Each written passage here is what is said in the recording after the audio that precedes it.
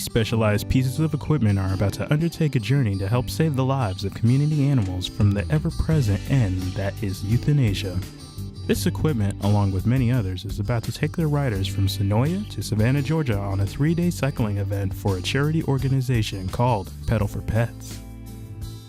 This marks the 5th annual ride down to Savannah, and as the riders begin to line up for their first day of this journey, the question arises as to why? Why did they choose to ride this ride?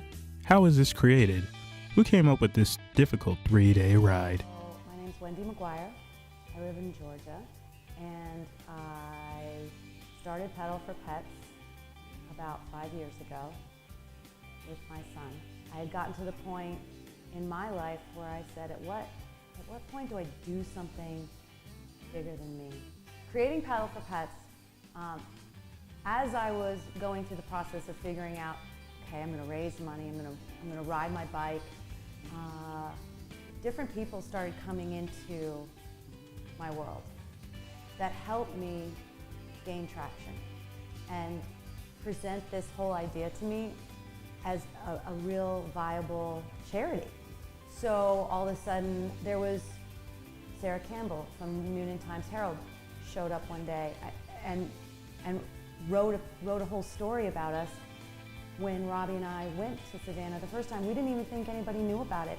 And we were getting phone calls on the road saying, hey, there was a newspaper article about you. And that sort of thing, and having these different people show up when they did, made all the difference in the world to propel me to keep going and keep creating a fundraising source to provide spay-neuter services for animals in need. So the first year we did this ride, and during this whole process of my son and I riding together, getting lost, running out of water, being chased by dogs, hitting a few thunderstorms.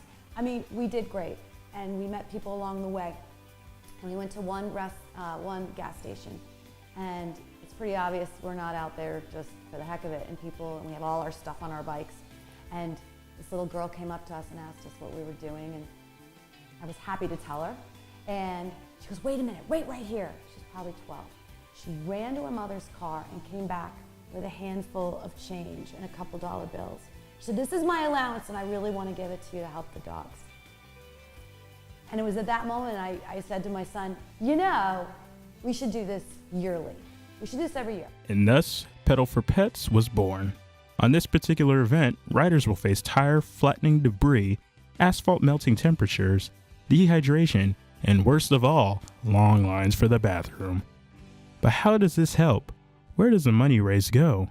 Who can animals turn to when they need to be spayed or neutered? Hi, I'm Cindy Leopard. I work with the Help Spay Neuter Clinic. I'm the clinic manager here, and that just means that I pay the bills and make sure that we have surgeries coming in the door. I work with the rescue groups that are pulling straight from the shelters, as well as help coordinate the entities such as Pedal for Pets going into the neighborhoods and working with those individuals who can't afford to spay and neuter their pets. And we work with grant foundations to be able to do that for them. I came to the clinic. The clinic was opened in 2010, and I came just before it opened to help put the marketing plan together and set up the transports to the counties that are just outside of this one. The reason that the clinic came to be is because Noonan Coyote Humane Society opened in 1976 as a rescue organization. They were rescuing from right here in Coweta County in Noonan, Georgia, where the euthanasia rate was more than 50%.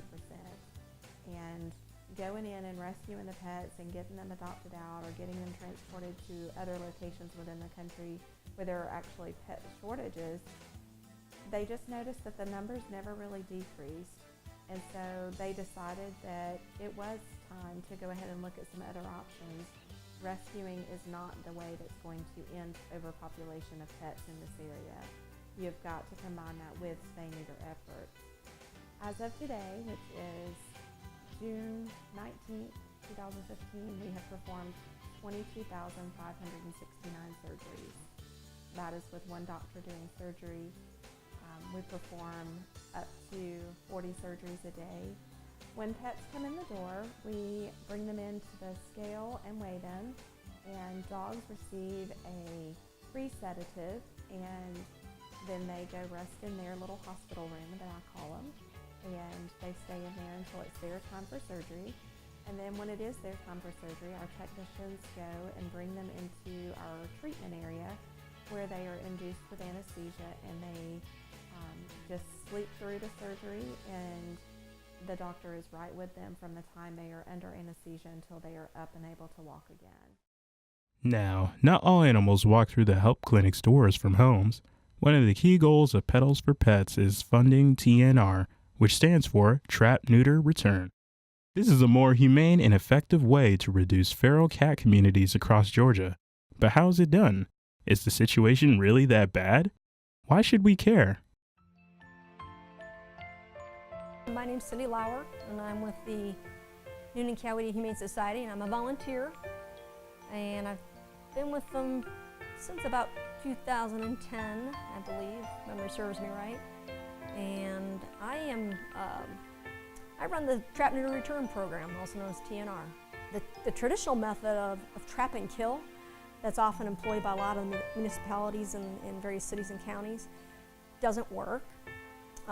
It gets the cats out of the area, but whenever there's a food source or an environment that's conducive for cats, more cats will come in.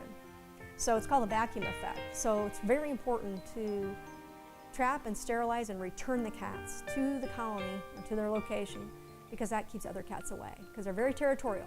So keep the other cats away and it'll stabilize. But what happens a lot of times is they think this method of trap and kill works, and it doesn't. It's been going on for decades. And if it worked, we wouldn't have a problem, but we have a problem. So TNR is the new thing. Well, it's not new, but it's finally catching on. And we hope that more people will get involved, because if we can avoid the vacuum effect, this problem of removing the cats, that'll help a lot too. Once you fix these animals, the behaviors that are not desired are eliminated.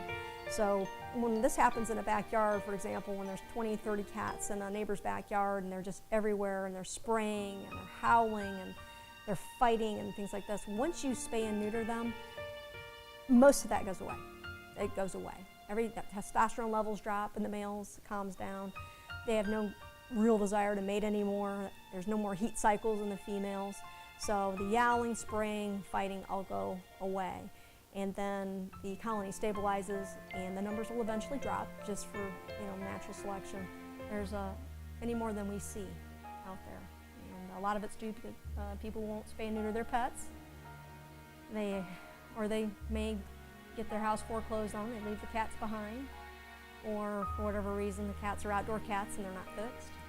And a little known fact a lot of people need to know, and I want to help promote, is that cats and dogs can get pregnant at 4 months of age. Fix at 4 is the mnemonic we want to spread to the world, fix at 4. Everybody thinks it's 6 months and it's not, so that's part of the problem. And here in Georgia, I like to say it's always kitten season. So you'll have 2 to 3 litters a year, often, and the average litter is 4 to 5 kittens. And you can have it multiply on you rampantly before you know it. And in fact, that's happened to a lady that I'm helping tonight. She started out with 5 cats, and now she's up to 19. Trap, neuter, return is critical, and it's starting to catch on city by city, town by town. But we need more help. We need more volunteers, and it's so easy to do. The funding's the hard part, but there's more and more grants being offered by PetSmart Charities and Best Friends Animal Society and other groups that really help our cause. So we're constantly trying to find that, and Pedal for Pets has been instrumental in helping me do my job. I can't do what I do without them. Those who pedal for pets ride with purpose. Though just a way to raise money, they know what they do will help save the lives of those who would otherwise be trapped in the endless euthanasia cycle. That's what it means to pedal for pets.